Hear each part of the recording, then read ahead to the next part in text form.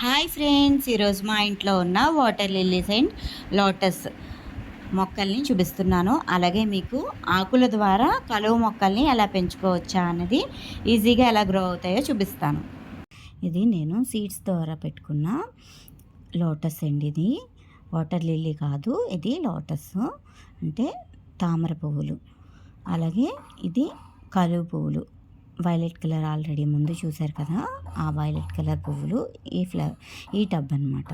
ఇది yellow colour చూశారు కదా, లోటస్ ఆ టబ్బు. ఇది ఎల్లో కలర్ ట్యూబర్ పెట్టుకున్నాను. అది చక్కగా నాకు ఇప్పటికి ఒక 4-5 ఫ్లవర్స్ వచ్చాయి. ఇదైతే సీడ్స్ ద్వారా పెట్టుకున్నాను. ఫస్ట్ చూపించిన టబ్బు, ఈ టబ్బు కూడా నేను విత్తనాలు ద్వారా మొక్కల్ని పెట్టుకున్నాను. ఇది ఎప్పుడు ఫ్లేవరింగ్ వస్తుందని నాకు కూడా తెలియదు.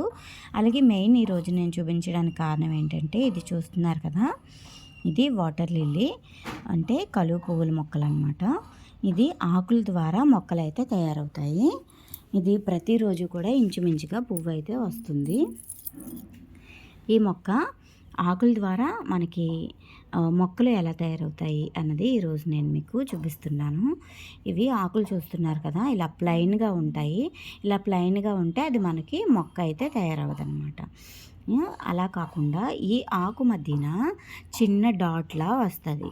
అది చూడండి, ఇక్కడ చూపిస్తున్నాను కదా, ఇలా అనమాట. చూసారా ఈ ఆకుకి ఆ ఆకుకి ఎంత తేడా ఉందో.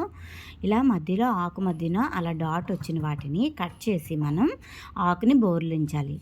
ఆకుని ఆ నీళ్ళల్లోనే మనం బోర్లించి వేస్తే మనకి మొక్కలైతే ఈ రకంగా తయారవుతాయి అన్నమాట. చూస్తున్నారు కదా, చూడండి ఎంత బాగా వేర్లు అయితే వచ్చాయో ఈ మొక్కకి. ఈ మొక్కని మనం దాన్ని మట్టిలో పెట్టేసుకుంటే మనకి మళ్ళీ మొక్క అయితే రెడీ అయిపోతుంది. ఇవి నేను ఇంకా కాస్త చిన్నగా ఉన్నప్పుడే ఇలాగా చిన్న టబ్లో అయితే పెట్టాను. ఇంకా ఇదిగో మిగిలిన వాటిని ఇలా నేను కట్ చేసి రివర్స్ చేసి పెట్టాను అనమాట. ఇలా వేస్తే మనకి ఇలా ఈ రకంగా మొక్కలు అయితే తయారైపోతాయి. చాలా సులువుగా ఈ వెరైటీకి అయితే ఇలాగా ఆకుల ద్వారా మనం మొక్కల్ని పెంచుకోవచ్చు. చూశారు కదా ఫ్రెండ్స్, ఈరోజైతే నేను ఇలా ఆకుల ద్వారా మొక్కల్ని మనకి ఎలా తయారవుతాయి అన్నది మీకు చూపించడం కోసం ఈ వీడియోనైతే నేను చేశాను.